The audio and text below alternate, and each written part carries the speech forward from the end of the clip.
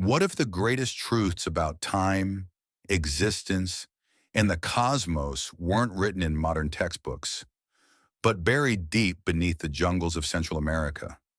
Imagine an ancient civilization so spiritually advanced that their knowledge threatened the very foundations of empire. So much so, it was nearly wiped from history. What secrets did the Mayans possess that made kings tremble and priests invoke silence? Their wisdom wasn't just about stars and calendars. It was a portal to the divine. Beneath the thick, whispering canopies of Central America lies a mystery that has captivated truth seekers, mystics, and scholars for centuries: the enigma of the ancient Mayans. While mainstream history celebrates them as builders of astonishing pyramids and inventors of precise calendars, the reality dives much deeper into realms of forbidden knowledge and cosmic insight that modern civilization has barely begun to understand. These weren't merely architects or astronomers. The Mayans were guardians of a sacred science, a spiritual intelligence encoded into their symbols, rituals, and cosmological patterns. To study the Mayan world is to confront a civilization that merged the metaphysical and the material, the celestial and the terrestrial, the eternal and the fleeting. They ask questions we still ponder today. What is the nature of the soul? Is time linear, or is it cyclical, an eternal spiral we dance through again and again? And perhaps most haunting of all, what truths about our universe did they hold that were so dangerous? Conquerors chose to erase them from history? This is not simply a story of stone ruins and shattered artifacts. This is a call to awaken, to trace the outlines of a wisdom too potent to be forgotten, a knowledge that continues to echo through jungle temples, carved stalely, in the dreams of those who dare to listen. To understand the magnitude of Mayan knowledge, we must first step into their worldview, one where reality was not confined to the physical plane.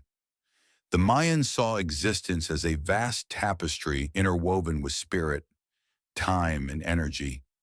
To them, the stars above and the soil beneath were not separate realms, but threads of the same divine pattern.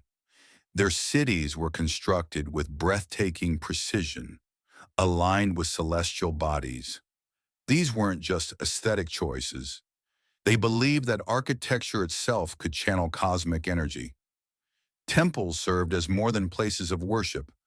They were instruments of spiritual alignment, designed to elevate human consciousness in rhythm with the universe.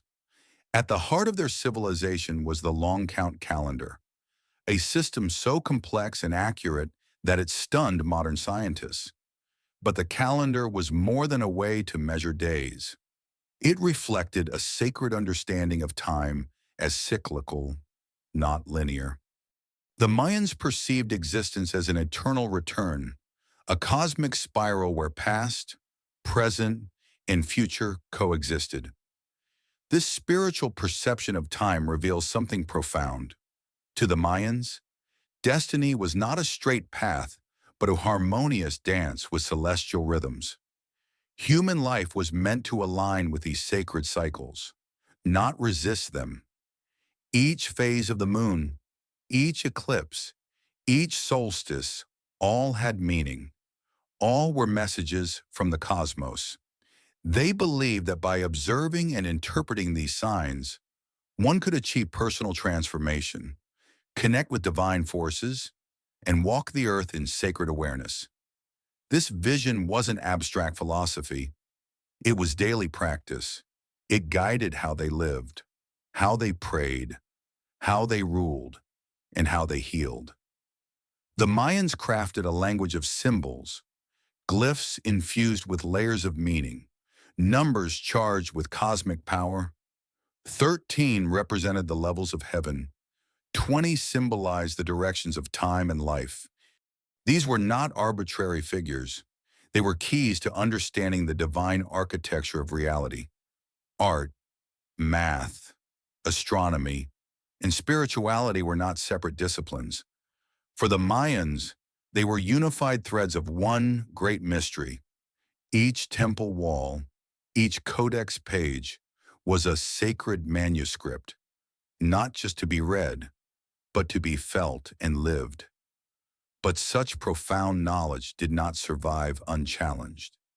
When European conquerors arrived, they saw the Mayan civilization not through the eyes of reverence, but through the lens of fear and dominance. The intricacy of the Mayan calendars, the intensity of their rituals, the sophistication of their symbols, all were misunderstood and labeled as threats.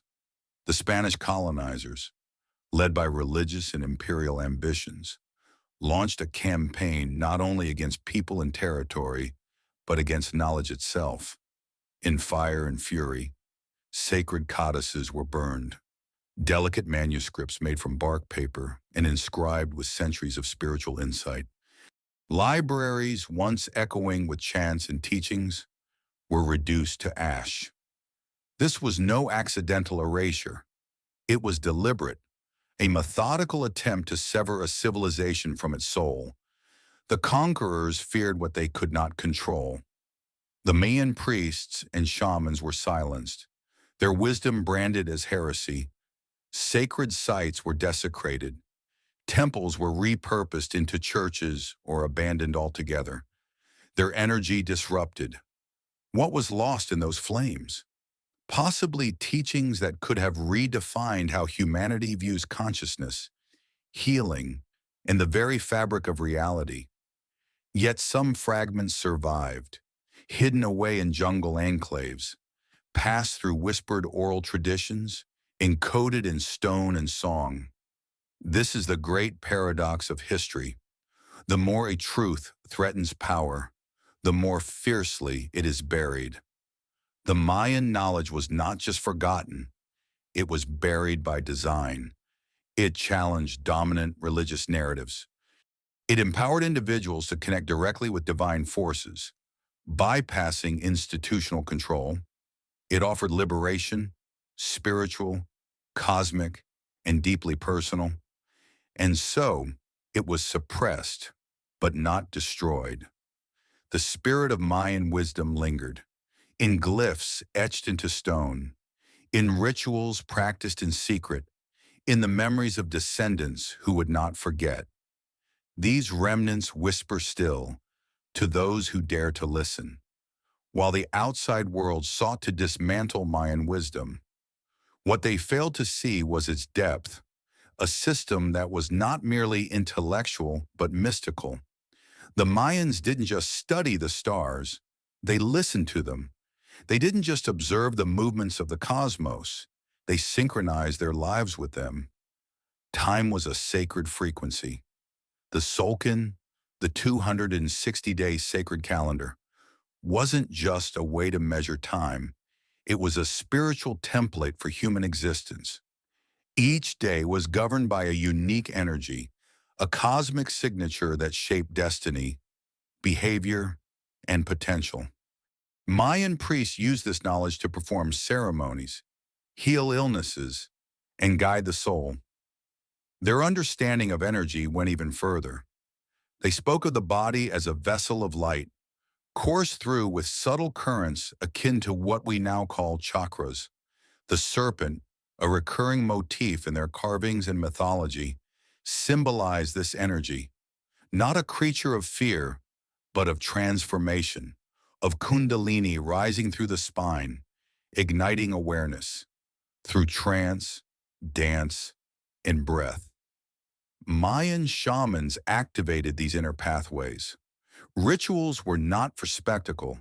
They were sacred tools for awakening. The burning of herbs like copal, the chanting of glyphs, the use of drums and flutes. Each element was carefully chosen to alter consciousness and bring the practitioner into communion with higher dimensions. They believed that every human had access to these realms, but only if prepared. Initiation rites train the soul to traverse spiritual planes, to face shadow and light, and to emerge with clarity and purpose. It was a holistic system, one that fused the body, spirit, and cosmos in harmonious unity. In their sacred geometry, we find fractals of the universe. In their numbers, we glimpse harmonics that science is only beginning to understand. The temples, when viewed from above, mirror star constellations. Their layout wasn't random. It was a living map of heaven etched into the earth. This was not magic. It was a science of the soul, a discipline refined through centuries, passed from teacher to student, from elder to child. It survived not because of written preservation, but because it resonated with eternal truths. And then came the rupture. Imagine a world humming with sacred chants, skies studied with reverence, lives guided by the stars, all silence in a matter of years. When conquistadors tore through the Yucatan, they didn't just destroy temples. They ripped through the spiritual fabric of an entire people. They turned symbols into blasphemies, wisdom into witchcraft, and light into shadow. What they feared was not the Mayans' weapons, but their vision, the vision of a universe alive with meaning, of a cosmos that pulses through every living thing, of a sacred lineage that placed each human as a co-creator in the eternal dance of reality. To burn the codices was to blindfold humanity. To erase the stele was to mute the sacred geometry etched into stone. To outlaw the rituals was to sever the link between soul and source. And yet, even amid devastation, the wisdom did not die. In remote villages, the elders continued to whisper. In hidden caves, the glyphs remained untouched. In the dreams of descendants, the spirits of the ancients stirred, reminding them of who they were and what they were born to remember. This is the climax of our journey, the moment of deepest loss and the seed of rebirth. Because what was nearly extinguished has now become the ember of a new awakening. The Mayan knowledge, once feared and silenced, now calls louder than ever, not as dogma, not as history, but as a living force, a guidepost for those willing to awaken to a reality far more interconnected, spiritual and profound than we have been taught to believe. And so we stand at the threshold, between the past and the present, between suppression and resurgence, between forgetting and remembering. In the age of modern chaos, where screens glow but souls dim, where time races but meaning fades, the ancient Mayan wisdom returns as a lantern for the lost. It does not promise escape. It offers alignment, a path not away from reality, but deeper into its core. Today, seekers around the world are rediscovering Mayan teachings, not through dogma, but through practice. The sacred calendar, the Solkin, has become a guide for spiritual rhythm. By tuning into its daily energies, individuals find themselves more attuned to nature's cycles, to their own intuition, to the quiet voice within. Breathwork, once performed in jungle temples, now finds place in living rooms, reconnecting people to the flow of life. Movement meditations mimic ancient dances, stirring the coiled energy at the base of the spine. The serpent of awakening. Sacred herbs like copal and cacao are once again burned, not for entertainment, but as bridges to clarity and vision. These aren't trends, they're remembrances. To study Mayan glyphs today is to engage in a meditation on consciousness itself. Each symbol holds layers, cosmic, psychological, spiritual. By contemplating them, we unlock not only historical understanding, but our own latent knowing. We remember that we, too, are part of a grand cosmic design. The practices do not demand blind faith. They invite personal transformation. They ask us to listen to the stars, the earth, in the silent chambers of our hearts. Yet the journey is not easy. In a world built on distraction and skepticism, choosing a path of ancient truth requires courage. But for those who walk it, the rewards are luminous: heightened awareness, emotional clarity, a sense of belonging not to a system, but to the universe itself. In embracing Mayan wisdom, we reclaim something essential: not only a connection to the past, but a doorway to the future, a chance to build lives not just based on survival, but on sacred purpose. The Mayans never intended their wisdom to remain locked within stone walls or crumbling codices. Their knowledge was alive, designed to be lived, breathed, and passed down. And even now, we can integrate their sacred routines into our daily lives. One of the most profound practices is synchronization with the sacred calendar. Each of the 260 days in the Tzolk'in holds a distinct energetic imprint, a vibration that resonates through time. By learning the meanings of each day, sign and number tone, we begin to see patterns in our lives, opportunities, challenges, lessons, with new clarity. Morning rituals aligned to the day's energy can be simple: lighting a candle, reciting an intention, meditating on a glyph. These acts, though small, recalibrate us.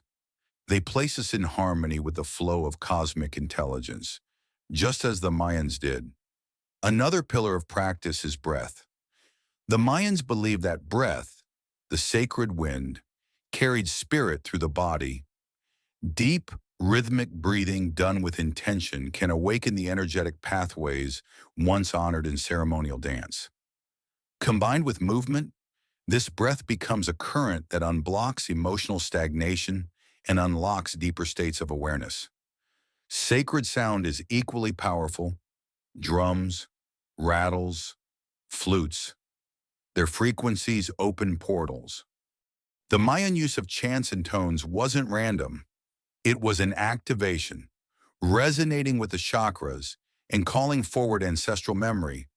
Today, we can recreate these soundscapes to reconnect with parts of ourselves that have been dormant for too long.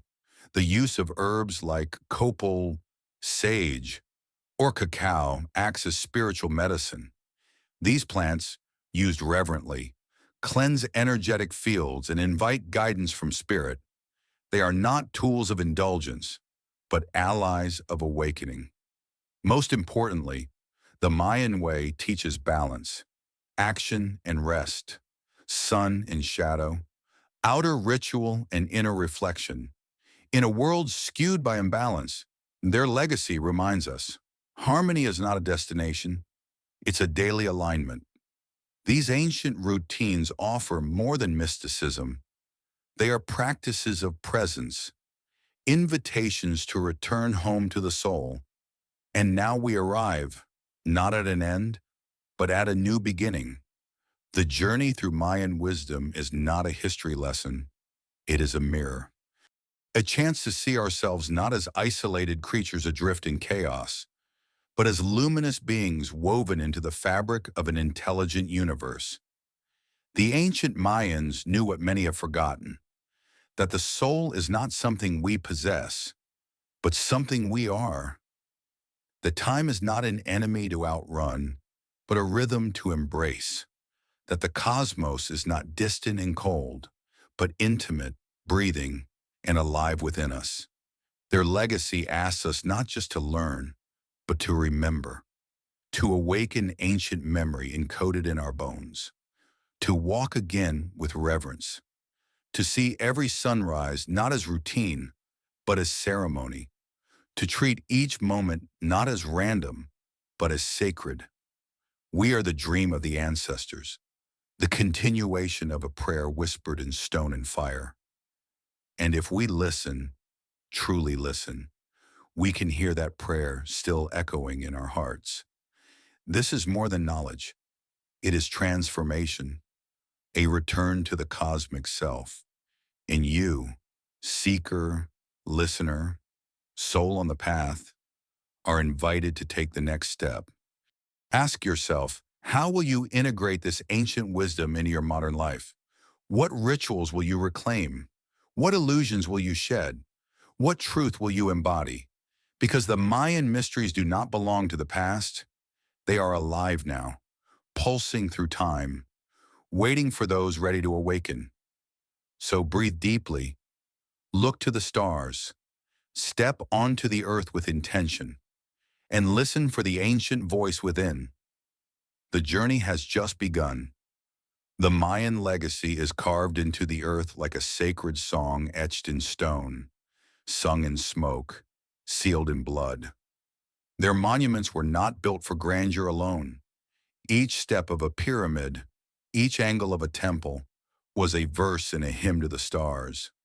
Their greatest structures, Tikal, Palanca, Chichen Itza, rise not just as ruins, but as prayers frozen in time. These places were built to align with celestial movements, solstices, equinoxes, eclipses. When the sun struck a precise angle, the shadow of a serpent would slither down the steps of the temple of Kukulkan, a divine drama orchestrated by astronomer priests. Even their blood rituals, often misrepresented, were rooted in cosmology. They believed that through sacrifice, symbolic or literal, one could restore balance between worlds. To shed blood was not barbarism, it was a sacred offering, a return of life force to the universe that gave it.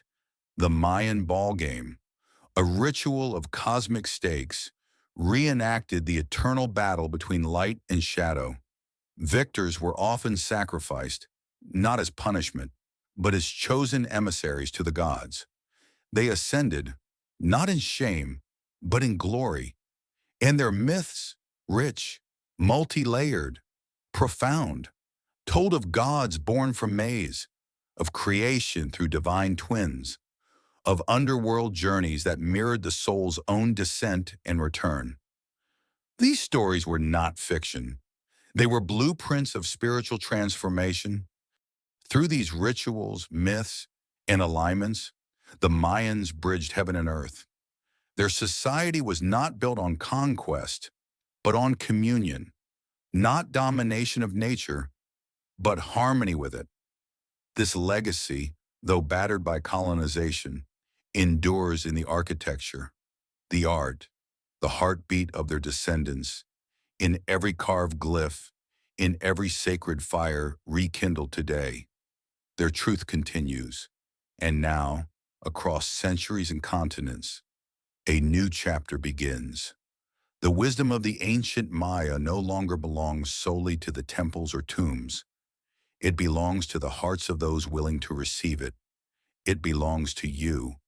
You are the new guardian, not by blood, perhaps, but by intention, not by lineage, but by resonance.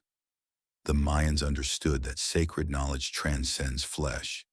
It is vibrational, energetic, spiritual. When your heart beats in rhythm with the stars, when your breath slows to hear the earth, you become part of the living lineage. This responsibility is sacred. To walk in alignment with Mayan truth is not to wear feathers or mimic rituals. It is to embody the essence, to live in harmony with cycles, to honor the invisible, to speak with humility and walk with purpose. As the world tumbles into greater disconnection, your role becomes more vital. You are a bridge between ancient knowing and modern chaos. You are a reminder that human beings are not machines, but mysteries, that we were not born to consume, but to awaken. The torch is being passed, not in ceremony, but in whisper and wonder.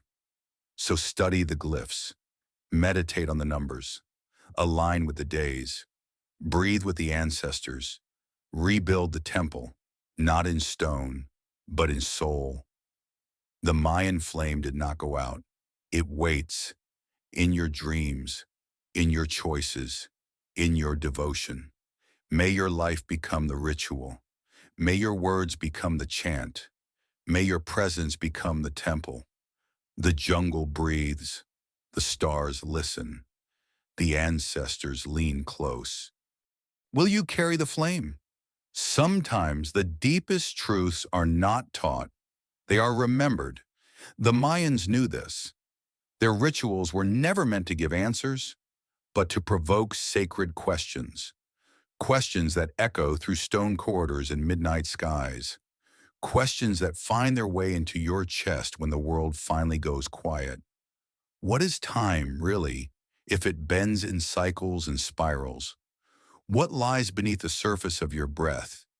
Is it merely air or spirit? Who are you when the noise fades and only starlight remains? The Mayans didn't speak of gods as distant kings, but as forces within maze and moonlight, within jaguar and rain.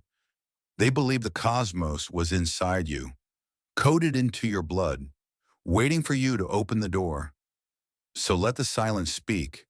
Let the dreams guide you.